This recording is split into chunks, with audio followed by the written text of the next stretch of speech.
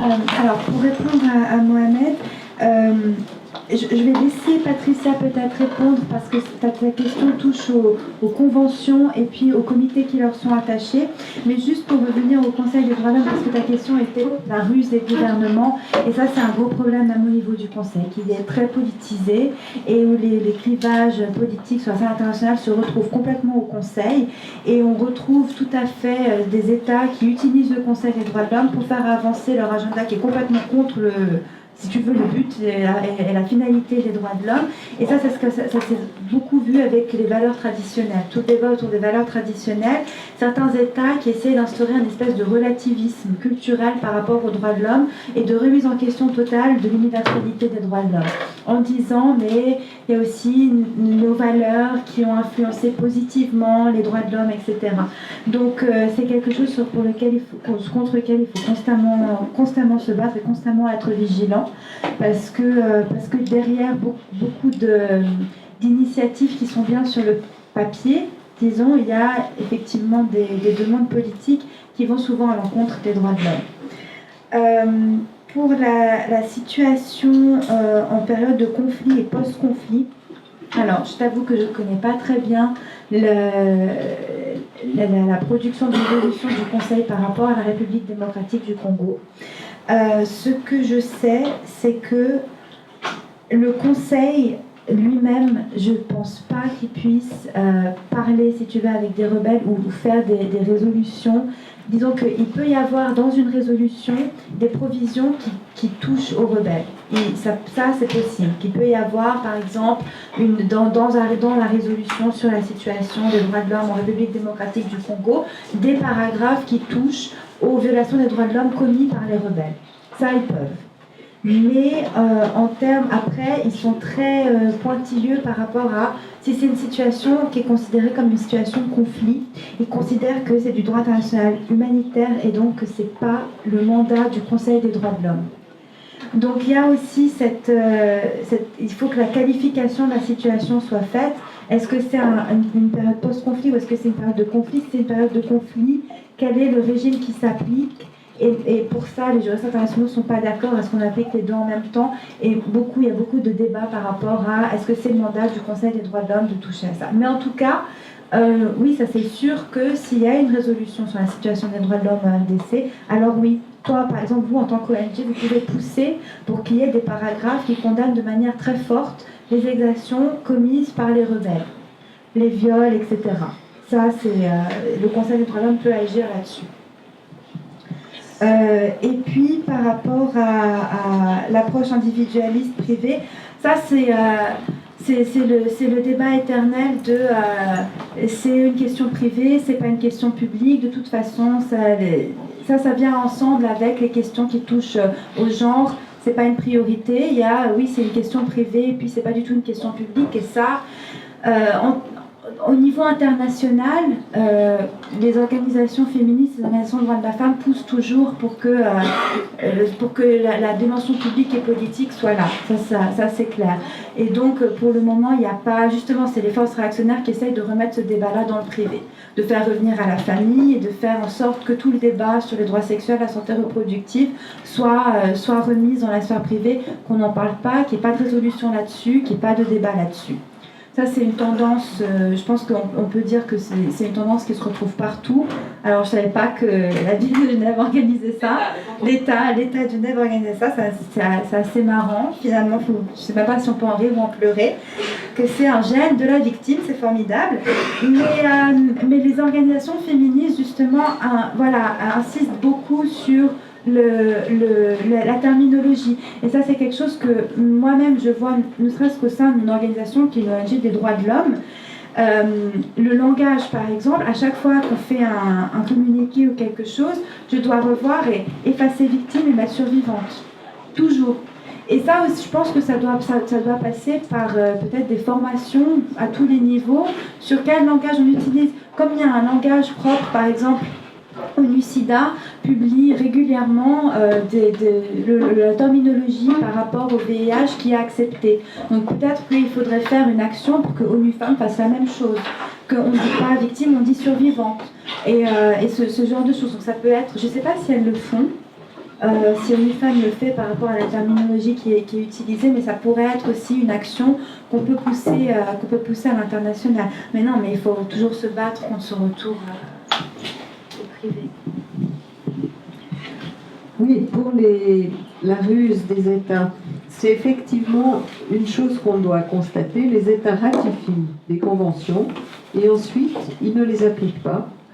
Et puis, ils ne viennent pas rapporter devant les comités. Donc, je crois que ça, c'est une des failles du système des droits humains de l'ONU. Et pour le dire en chiffres, sur l'ensemble des 10 comités de droits humains, les rapports, il n'y a que 16% de tous les rapports qui sont présentés par les États à temps. Donc, les différents traités ont des périodicités différentes. Par exemple, pour nous, au CEDEF, c'est 4 ans. Donc, tous les 4 ans, chaque État qui a ratifié, il y en a 187, devrait nous présenter son rapport. On ne les voit jamais, tous ces rapports, parce qu'ils ne nous sont pas présentés. Et il y a des États qui ont ratifié et puis qui ne viennent pas pendant 10 ans, 12 ans, 15 ans, 18 ans, 20 ans, et puis qui viennent une première fois après 22, 23 ans, alors qu'ils ont ratifié.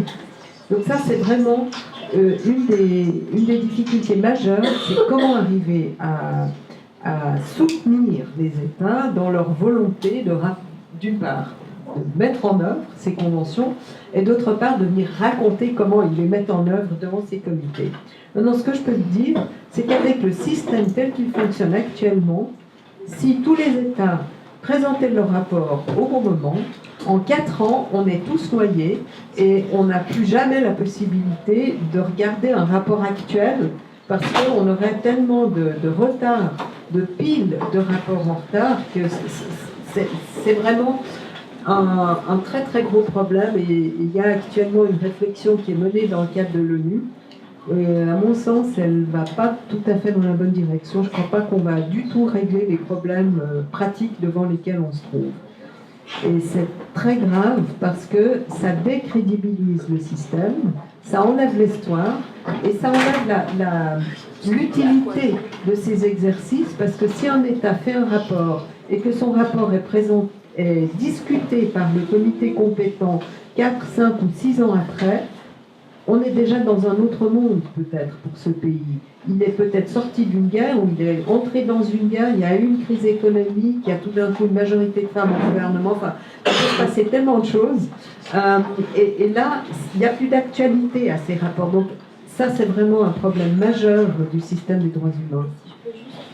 Juste aussi sur les traités, il faut savoir que les États aussi peuvent ratifier les traités et mettre des réserves.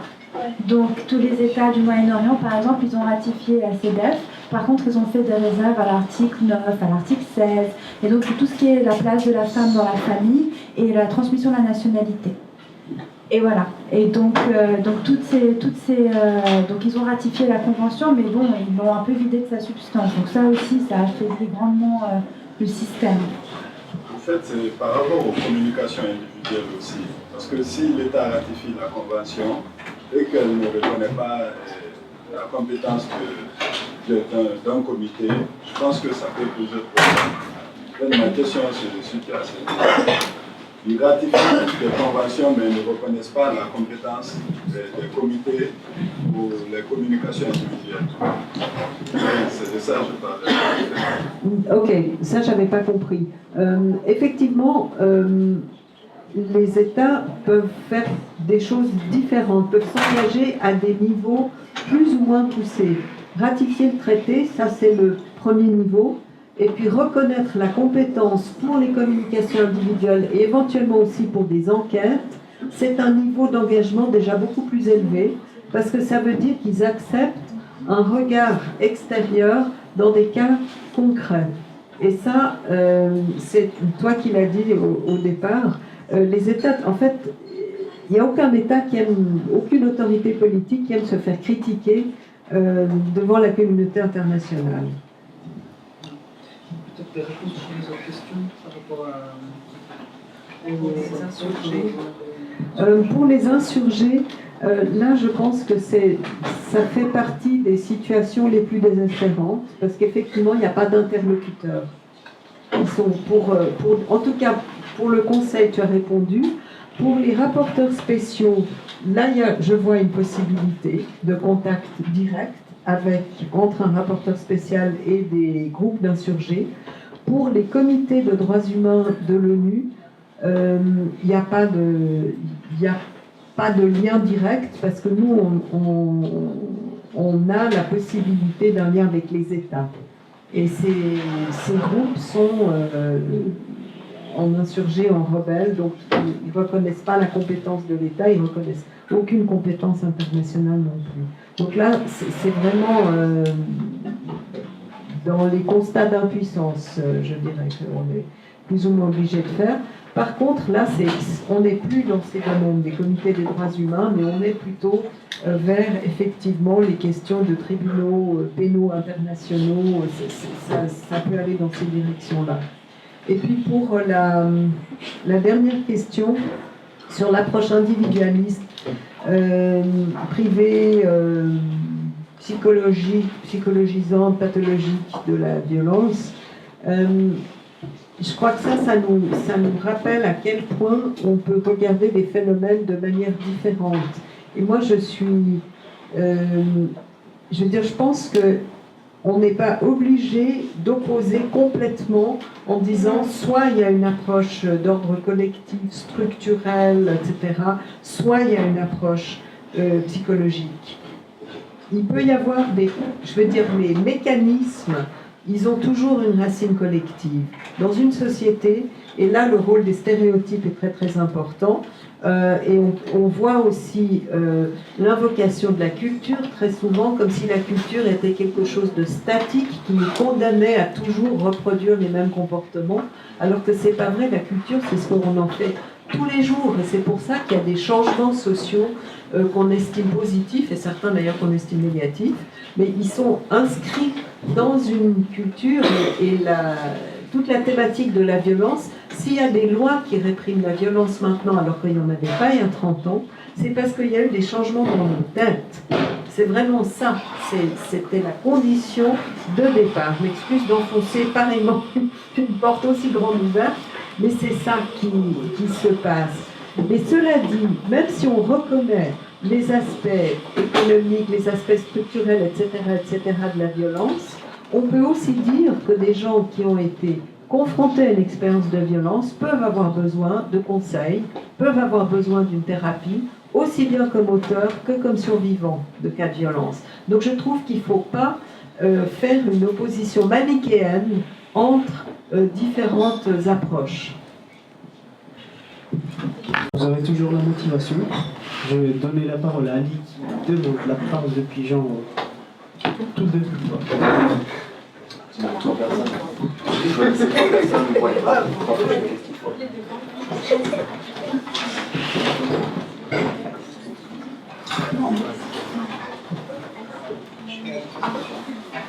Merci Ferrando, je suis Ali du Burkina. Avant d'en venir à ma question, j'ai une petite composition par rapport à la préoccupation du Bénin de Sandra. C'est pour dire que les ONG ont une grande responsabilité au niveau local, qui doit consister à accompagner les femmes à revendiquer leurs droits. Et dans cet accompagnement à la revendication, il faut qu'on songe aussi aux effets pervers. Donc, étudier le système judiciaire en place, mais le système social qui existe pour voir les opportunités. Mais en bref, il faut les inciter à revendiquer et les accompagner dans les revendications.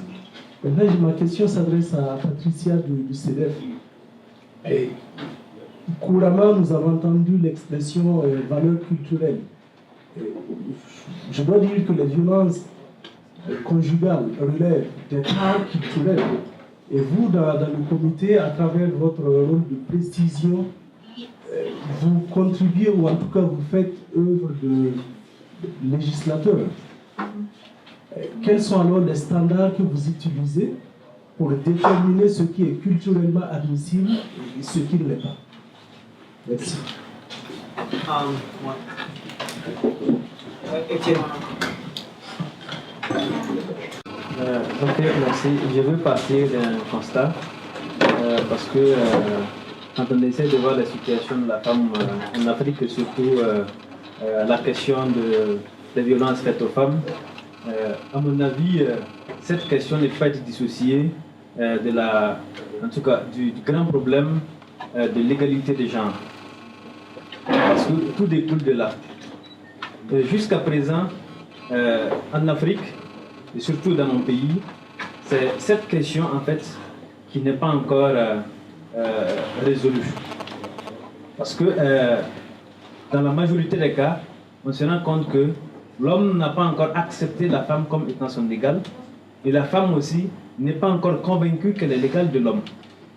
Donc ça fait que ce qui est comme violation à son égard, elle accepte. Et l'homme aussi pense qu'il a le droit de le faire.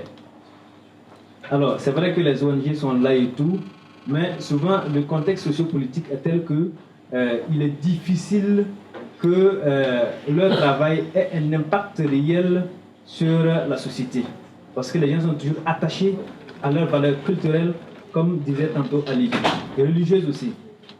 Alors maintenant, j'aimerais savoir au niveau de l'EPU et puis peut-être des autres mécanismes, lorsque un État rend un rapport, et surtout au niveau de l'EPU, lorsqu'il s'agit par exemple de l'examen d'un État, et s'il n'y a aucune ONG nationale ou peut-être internationale qui fait un rapport alternatif aussi, quelles recommandations vous faites à cet État-là?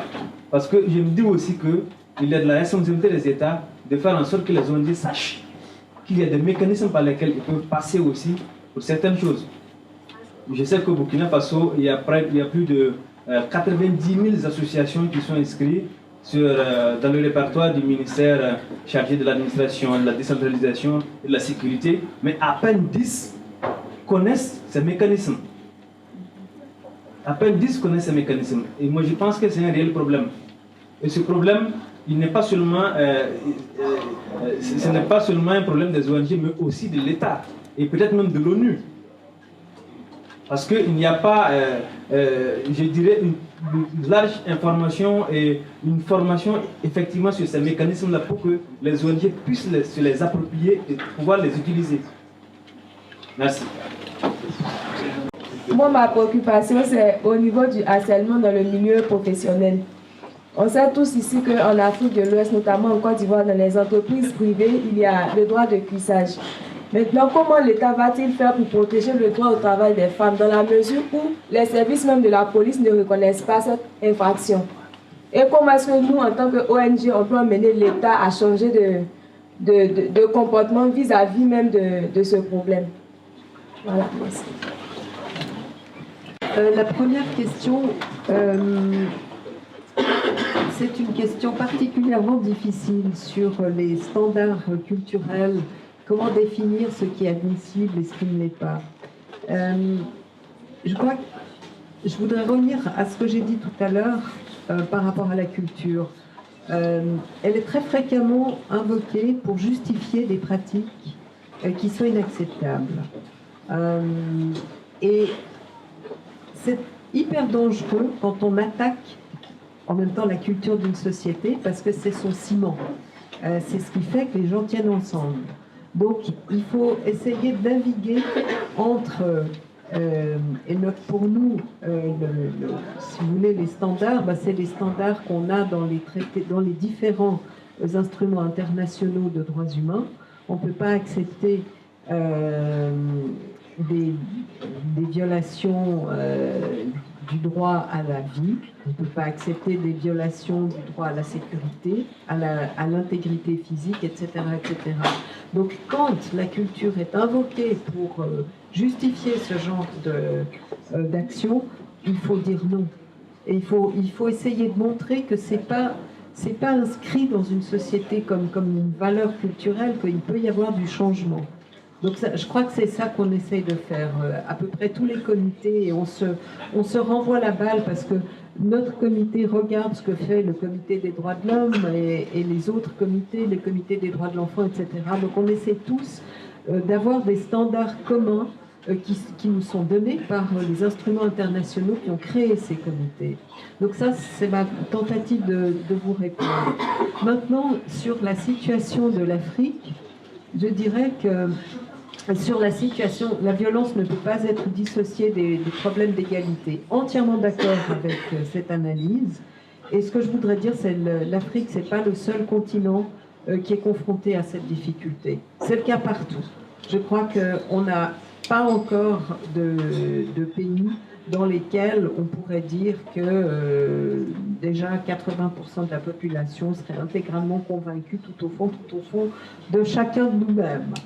Même si au niveau des discours, il y a une conviction, même si ça a beaucoup changé au niveau du langage, mais dans les pratiques, regardons simplement la distribution des tâches ménagères. Ça, c'est la clé. Si on ne partage pas à ce niveau-là, eh bien, on n'aura jamais une égalité des chances, par exemple, dans le marché du travail. Bien, regardons actuellement dans certains pays la distribution, qui est dans le secteur formel, qui est dans le secteur informel de l'économie. Les femmes sont beaucoup plus nombreuses dans le secteur informel, ce qui veut dire aucune protection sociale, etc. etc. Donc voilà, pour dire Afrique, pas seule. Maintenant, sur l'examen périodique universel. Moi, j'ai participé à la rédaction du premier rapport de la Suisse pour les PU. Alors, c'est très, très intéressant de comparer les mécanismes, parce que le rapport pour les PU, c'est 20 pages, et c'est un examen politique qui va avoir lieu devant le Conseil des droits de l'homme. Les rapports pour les comités de droits de l'homme sont plus longs, et c'est un examen technique qui a lieu. Et très souvent, même quand il n'y a pas d'ONG qui contribue pour les PU, pour un pays, par contre, il y a eu, probablement, ce pays est allé au moins devant un ou deux des comités de droits humains. Et donc, il y a des recommandations, des conclusions et des recommandations de ces comités qui vont être utilisées par les missions permanentes, qui vont poser des questions au pays qui est en train d'être examiné. Si les observations des comités ne sont pas bonnes, si les rapports des rapporteurs spéciaux ne sont pas bons, et si les rapports des ONG ne sont pas bons, l'examen périodique universel sera mauvais. C'est aussi simple que ça. Et moi, je trouve que quand on lit les débats du Conseil des droits de l'homme, parfois il y a énormément de répétitions. Une mission permanente après l'autre pose les mêmes questions 36 fois, ça revient. C'est pas intéressant. Donc il faudrait des trucs beaucoup plus pointus qui sont beaucoup plus embêtants pour les États. Et j'en parle en connaissance de cause puisque j'ai été d'un côté et de l'autre côté de la barrière avec mon expérience nationale et maintenant l'expérience internationale. Plus un comité est capable de poser des questions détaillées, plus c'est difficile pour l'État de revenir 4 ans plus tard en disant « j'ai rien fait dans ce domaine-là ». Ça devient extrêmement gênant. Voilà. Et puis le dernier point, le harcèlement sexuel dans les entreprises, problème hautement complexe, effectivement. Et là, il faut revenir à la mobilisation, la sensibilisation, l'alphabétisation juridique, essayer de dire à ces femmes qu'elles ont des droits, qu'elles peuvent se plaindre. Il faut essayer de former les inspecteurs et inspectrices du travail. Il faut former les juges. Mais c'est vraiment un travail à long terme. Et je pense que c'est plus efficace quand on arrive à intégrer les différentes formes de violence dans un concept. C'est pour ça que notre comité préconise régulièrement aux États d'établir des plans d'action contre la violence en englobant les différentes formes de violence.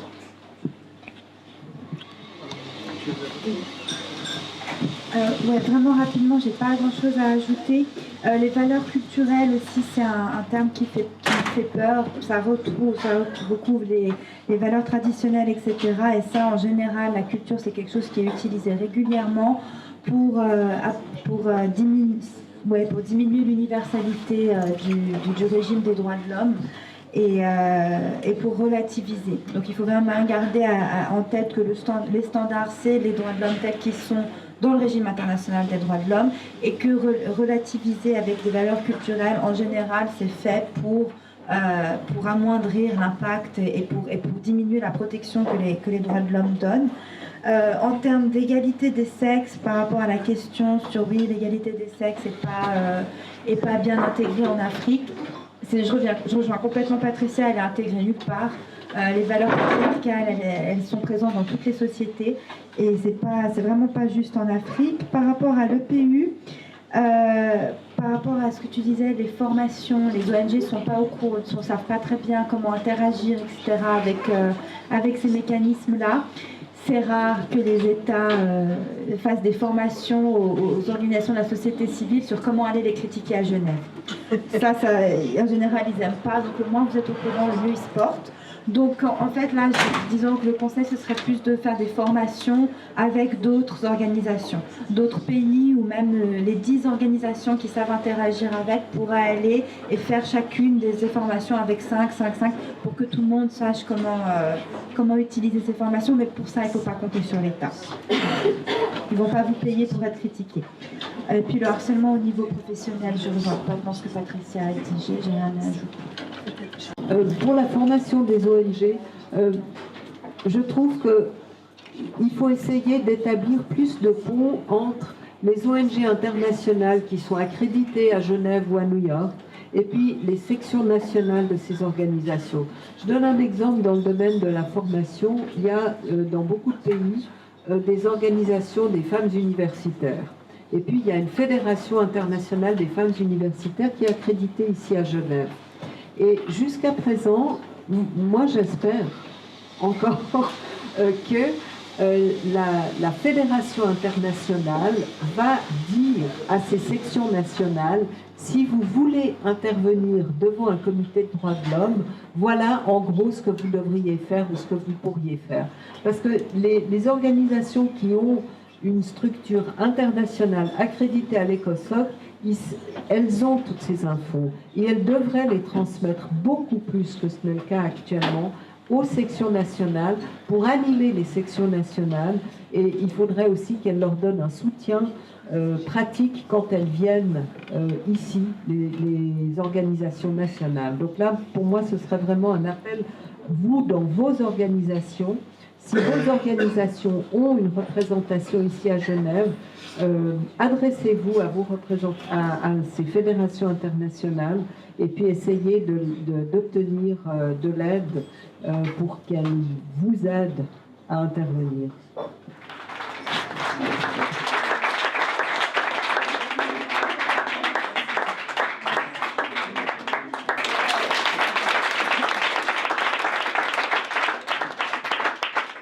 J'aimerais enfin finir juste pour vous dire qui est le CODAP, qui est cette espèce d'étrange association qui organise ces débats. Donc nous sommes le Centre de conseil d'appui pour les jeunes en matière de droits de l'homme. C'est une ONG qui a été créée en 1986 à Genève. On a la spécificité d'être une organisation de jeunes pour les jeunes et par les jeunes.